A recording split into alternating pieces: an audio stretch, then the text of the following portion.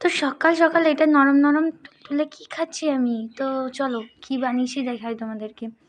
তো এই যে বেলা ছাড়াই রুটি খাচ্ছি আমি। তো কী করে বানালাম সেটাই তোমাদের সাথে শেয়ার করব ব্লগের মধ্যে। তো এই যে গোলা রুটি বানাবো আজকে হচ্ছে। তো আটা দিয়েই বানিয়েছি এটা, আটা আর সাদা তেল দিয়ে।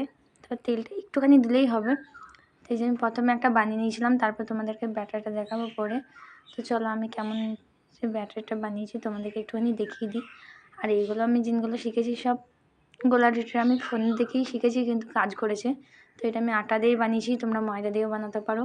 আমি আটা দিয়েই বানিয়েছি, খালি নুন আর এই যে জল, ঠান্ডা জল দিয়ে গুলিয়ে নেবে ভালো করে, যেরকম বেসন ফাটো আর কি সেরকম মতন।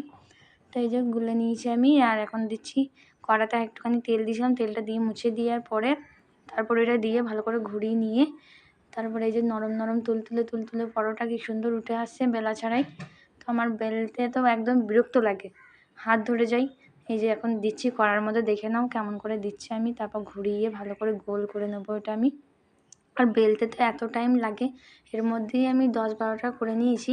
আর বেলতে গেলে আমার বিরক্তি প্রচণ্ড লাগে। যাদের যাদের মানে বিরক্ত লাগে বেলতে, তারা এরকম ইজি করতে পারো, আটা দিয়েও করতে পারো, ময়দা দিয়ে। আমি আটা দিয়ে করেছিলাম যেহেতু পুচকু খাবে তার জন্য, আমাদের বাড়িতে সবাই খাবে তার জন্য। তো আমার খুব ভালো লাগে। আমার মাঝে মধ্যে আমি যখন ওখানে থাকতাম আমার শ্বশুরবাড়িতে, তখন আমি বানিয়ে খেতাম। তো আমার খুব পছন্দ এই গোলা রুটি, আর সত্যিই খুব ইজি হয়ে যায়।